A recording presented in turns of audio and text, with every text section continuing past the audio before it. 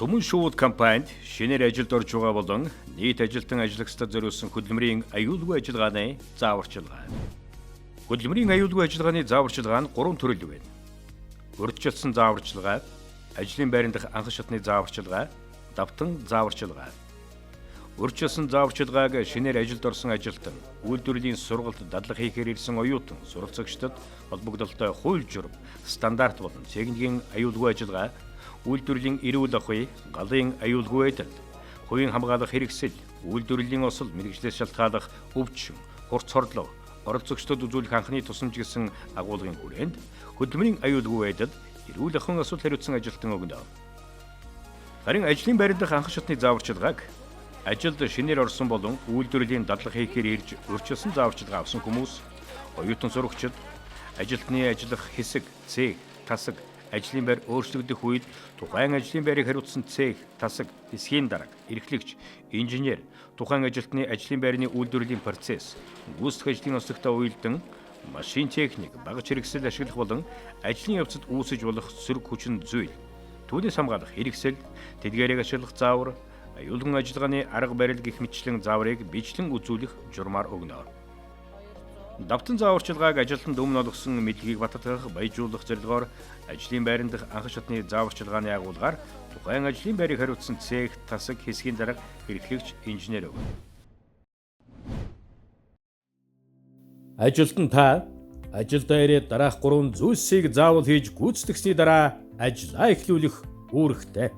Үүнд 1-р ажлын хувцас, хамгаалах хэрэгслийг бүрэн гүйцэд зөв хэрэглэнэ. 2-р аюулгүй ажиллагааны давтан зааварчилгаатай танилцж, гарын үсэг зурж баталгаажуулна. 3-р ажлын байраа шалгаж, аюул эрсдлийг тооцож шалгасан байна. 1. Ажлын хувцас, хувийн хамгаалах хэрэгсэл олгох ба ашиглах журмаас.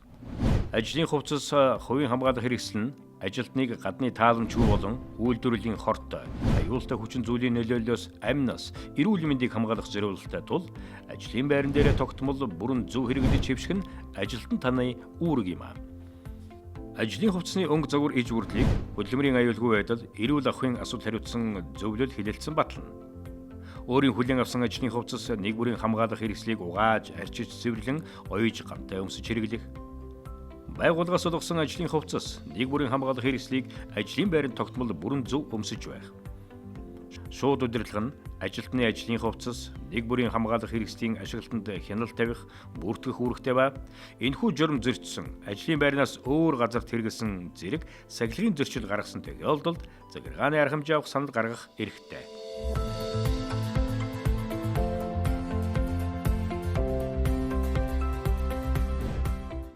2. Зааварчилгаатай танилцах. Давтан зааварчилгааг ажилтнанд өмнө олгосон мэдлэгийг баттгах, баяжуулах зорилгоор ажлын байран дахь анхан шатны зааварчилгын агуулгаар тухайн ажлын байрыг хариуцсан цех, тасаг, хэсгийн дарга, эрхлэгч өгнө. Үүнийг зааварчилгааны дэвтэрд бичиж, гарын үсэг зурж баталгаажуулсан байна. 3. Ажлын байрны эрсдлийг тооцох. Тухайн эхлүүлэх гэж байгаа ажил нь таны болон хамтрагчийн эрүүл мэнд, аюулгүй байдалд хэр хор нөлөөтэй талаар бодож үзэх. Ямагт өөрийн болон бусдын эрүүл мэнд аюулгүй байдлыг нэгдүгээр тавих, зөрчилтэй аюултай хүчин зүйлс илэрсэн бол түүнийг арилгасны дараа ажиллаа эхлэх. Шаардлагатай тохиолдолд нэмэлт хамгаалах хэрэгсэл болон тоног төхөөрөмж шаардах. Эрсдлийн түвшин хэд өндөр гэж үзэж байвал тухайн ажлыг хийхээс татгалзах. Ажил хийх явцад аюултай, эрүүл мэндэд хортой нөхцөл байдал үүссэн тохиолдолд ажлаа зогсоож удирдах албан тушаалтанд мэдэгдэх. Ажлын байрны эмх цэгц. Ажлын байрны эмх цэгц нь таны ажлын байрны аюулгүй байдал, хариуцлагатай шууд холбоотой. Иймээд дараах алхмуудыг анхаарч ажиллана уу? Ажлын байраа үргэлж цэвэр байлга, аюултай хүчний их усүрээ бүрэн хяналтандаа ав. Ажил дуусахад цэвэрлэгээ хийж дараагийн ажилдаа бэлдэх. Цахилгаан багж хэрэгслийг залгаатай чигээр нь хизээж хяналтгүй орхиж бүү яв. Аюулгүй ажиллагааны тэмдэглэгээ. Аюулгүй ажиллагааны тэмдэглэгээ нь аюултай хортой хүчин зүйл бүхий орчинд үүсч болзошгүй аюулыг урьдчилан сануулгах, анхааруулах, аюулгүй ажиллагааг хангах зорилгоор тодорхой үйлдэлийг заах, хориглох болон шаардлагатай мэдээллийг өгөхөд зориулагдсан ба таны ажиллах объект үйлдвэрлэлийн талбайн орох хаалганд байрлуулсан бол тухайн объект бүхэлдээ байрлуулсан тэмдгийн үйлчилгээний бүсэд байна гэж үзэж байна. Аюулгүй ажиллагааны тэмдэглэгийг үндсэн 4 ангилалд хувааж үзсэн. Үүнд улаан өнгө хориглох төрлийн тэмдэглэгийг зарна. Шар өнгө анхааруулах төрлийн тэмдэглэгийг зарна. Ногоон өнгө заах төрлийн тэмдэглэгийг заана. Цэнхэр өнгө сануулгах төрлийн тэмдэглэгийг зарна. Арх тамхины хэрэглээг хязгаарлах. Мансууруулах бодис согтууруулах ундаа хэрэглэх, түгээх, хадгалах нь хөдөлмөрийн аюулгүй байдал, эрүүл ахуйн бодлогыг зөрчсөн үйлдэл юм. Сусан дахь спиртийн хэмжээ тэг 100-ны тэг хувьтай байх ёстой. Гинти мансууруулах бодис архины шалгалтыг хэдийд чих хэрэгтэй. Ажлын байранд арх авч ирсэн, хэрэгэлсэн, арх хэрэгэлсэн үедээ ирсэн ажилтан журамд заасны дагуу хариуцлага хүлээнэ. Арх болон мансууруулах бодис хэрэгэлсэн үедээ хүн хөдөлмөрлөх чадвараа алддаг тул осол аваар гаргах магадлал нэмэгдэж амь нас эрсдэлд ордгийг анхаар. Хамтран ажиллагчдаа санаа тавьж мансууруулах бодис согтууруулах ундаа хэрэгэлсэнийг мэдсэн бол ахлах ажилтнанд заавал мэдэгдэх. Энэ нь таны үүргээ биелүүлж буй хэрэг мөн. Компани ажлын талбай дахь шатдаг материал, хий болон аюултай тэмдэг тавьсан материал хадгалж буй газар тамхи татахыг зөвшөөрөхгүй. Компани офис болон битүү орчин тамхи татахыг хориглоно. Ажлаа хийх үедээ гар цахилгаан багаж болон цахилгаантай ажиллах үедээ тамхи татахыг хатуу хориглоно. Зөвхөн тусгайлан гаргаж заасан газар тамхи татахыг зөвшөөрнө. Байгаль орчны хамгаалах үүднээс тамхиныхаа ишийг хамаагүй хаяж болохгүй. Өндөрт ажиллах аюулгүй ажиллагаа. 1.5 метрээс дээш өндөрт ажиллахыг өндрийн ажил гэж нэрлэнэ. Өндөрт ажиллахдаа та зориулалтын шат бандан ашиглах ба түүний бүрэн бүтэн байдлыг шалгаж, тэнцвэрт байдлыг хангаж ажиллана. Эвдэрхий бүрэн бүтэн бус шат ашиглахыг хориглоно. Шатаар өгсөж уруудахдаа 3 цэгийн байрлал буюу 2 гар, 1 хөл, эсвэл 2 хөл, 1 гар шатны гишүүрт хүрэлтсэн байх ба өгсөж уруудахдаа багаж хэрэгсэл барихгүй. Багаж хэрэгслийг цүнх савнд хийж мөрөндөө үүрэх эсвэл олс татлага ашиглана. Мөн өндрийн хамгаалалтын бүсийг инженер техникийн албанаас авч зориулалтын дагуу хэрэглэнэ. Цахилгаан тоног төхөөрөмжтэй ажиллах. Цахилгаантай ажиллах алтан дүрм. Цахилгааны хэрэгсэл гэмтвэл өөрөө бүү зас. Цахилгаан хэрэгслийн утас халах, утаахийн шүү үүсвэл даруй садаг. Цахилгаан тоног төхөөрөмж эвдэрсэн тохиолдолд та мэргэжлийн хүн биш бол дур мэдэн засварлах үйлдэл хийхийг хориглоно. Зөвхөн мэргэжлийн засварчинд хандаж тоног төхөөрөмж багаж хэрэгслийг засуулах ёстойг анхаарна. Тоног төхөөрөмжийг унтрааж, цахилгааны их үүсвэрээс салган, хөдөлгөөнд идэнг бүрэн зогсны дараа анхааруулах пайз зөвхөн аюулгүй байдлыг хангасны дараа засвар үйлчилгээ цэвэрлэгээний ажлыг хийж гүйцэтгэнэ. Гараар ачаа зөөх. Өргөх зөөх ачааны массын зөвшөөрөгдөх дээд хэмжээг Монгол улсын стандартаар насан турш эрэгтэй хүн 36 кг, эмэгтэй хүн 20 кг-аар тогтоосон байдаг. Биеийн хүчний ажлыг буруу гүйцэтгснээс болж олон тооны гэмтэл учирдаг. Үүнээс урьдчилан сэргийлж, ажлаа төлөвлөж хийх алхмуудаа тодорхойл. Тодруулбал машин техник хэрэглэн тухайн ажлыг гүйцэтгэж болох хэсэг, бусдаас тусалцаа авч болох хэсэг, явах зам маршрутад саад дотор байгаа эсхийг тодруулах. Үүний дараа зөөх ачаагаа зөв өргөх техник хэрэглэн өргөөрэй. Галын аюулгүй байдал. Ажилтан нь ажлын байрныхаа орчимд байрлах гал унтраах анх шатны багаж хэрэгсэл, галын хорны байршлыг мэддэг байх, шаардлагатай тохиолдолд ашиглаж чаддаг байх нь чухал юм. За ажилтан бүр галын аюулгүй байдлын талаар тодорхой мэдлэгтэй байх шаардлагатай. Үүний нэг гол хэсэг бол галын хортой ажиллаж чаддаг байх чадвартай байх нь ажилтнуудын нэгэн шаардлага юм аа. За галын хорыг хэрхэн ашигладаг талаар тайлбарлахад галын хор бол хэвийн ажиллагаатай үед энэ дээр байгаа даачиг зүүн ногооны заасан байх учиртай. За гал гарсан нөхцөлд энэ төвжээг мултлаад хошуугаа урт хэсгээс нь барьж агаад галын их үүсвэрлөө цацх учиртай. Бариулыг хатгаад. За одоо ингээд яг бодит байдал дээр үзүүлье.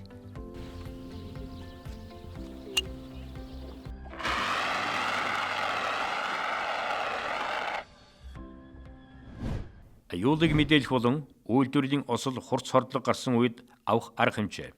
Ажилтан хөдөлмөрлөх үүргээ биелүүлэх явцад болон түүнтэй адилдах хүчин зүйлийн үйлчлэлд өртөхийг үйлдвэрлэлийн осол гэнэ. Аюул гэж юу вэ? Аюул гэдэг бол ажилтныг гэмтэх, өвчлүүлэх, байгаль орчин, өмч хөрөнгөнд хохирол учруулах үйлдвэрлэлийн хүчин зүйлийг хэлж байна. Тэгвэл аюул эрсдэл хоёрын ялгаа юу вэ? Эрсдэл гэдэг бол аюулыг мэдсээр байж өөр дээрээ аливаа аюулыг туршиж үзэх энэ үйл явцыг ойлгож болно. Ажилтан та хэрвээ аюулыг мэдсэн бол өөрийн шууд удирдлага эсвэл хөдөлмөрийн аюулгүй байдал эрүүл ахуйн ажилтнанд мэдэгдэх үүрэгтэй. Хэрэг явдлыг дараах хугацааны дотор өөрийн алах ажилтан болон хөдөлмөрийн аюулгүй байдал эрүүл ахуйн ажилтнанд мэдэгдэх үүрэгтэй. Осол төгсөн тохиолдол 2 цаг.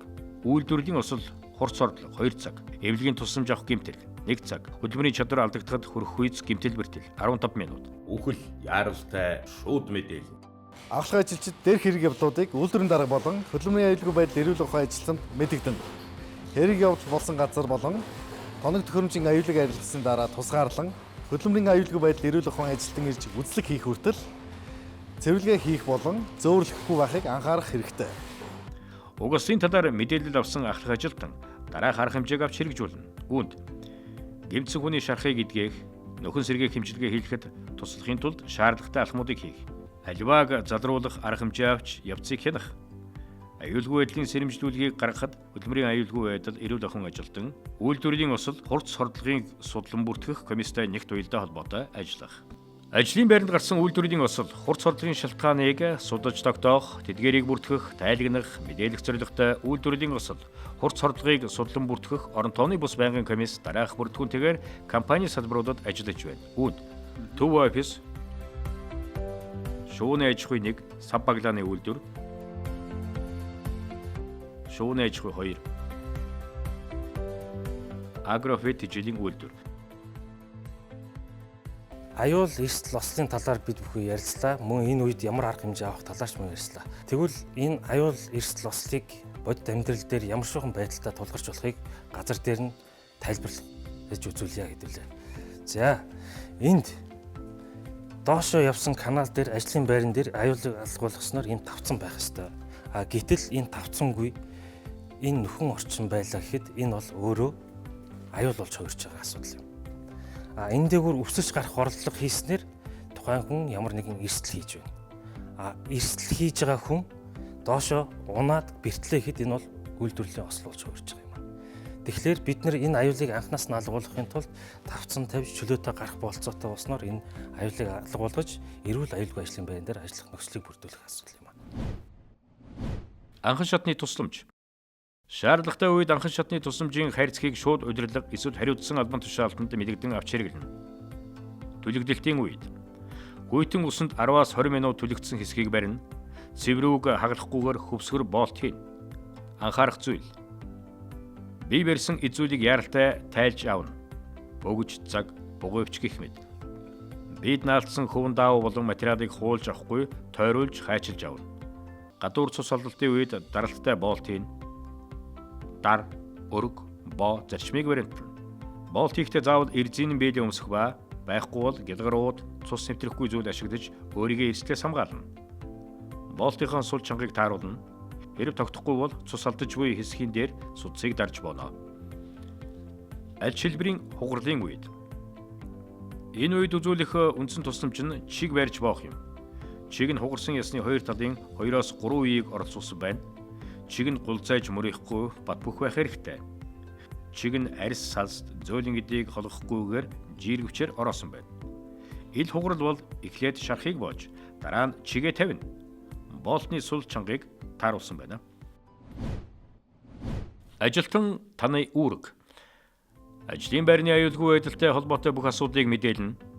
Аливаа ажлыг гүйцэтгэх бүртээ аюулгүй байдал, байгаль орчныг тооцоолон ажлаа төлөвлөл, эрсдлийг тодорхойл.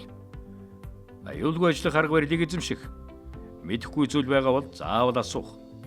Урьд хийж үзээгүй ажлыг хангалттай, ойлголттой болтлоо бүх хий. Маршрут. Ажилтнаа ажилдаа ирэх, гэрлүүгөө буцах замын тогтсон маршрутаа зарцуулагдах хугацааны хамт тэмдэглэж өгсөн байх шаардлагатай. Ажилдаа ирж буцахдаа явган эсвэл нийтийн тээврийн унаа, баталгаад такси зэргээр үйлчлүүлнэ. Хаяг өөрчлөгдсөн тохиолдолд хөдөлмөрийн аюулгүй байдал эрүүл ахуйн ажилтнанд мэдэгдэж засуулах үүрэгтэй. Аюулгүй ажиллагаа гэдэг танаас өөрөөсөө нь бүрэн хамаарна. Түмэн шууд хувьц ад компани аз жаргалыг үйлдвэрлэн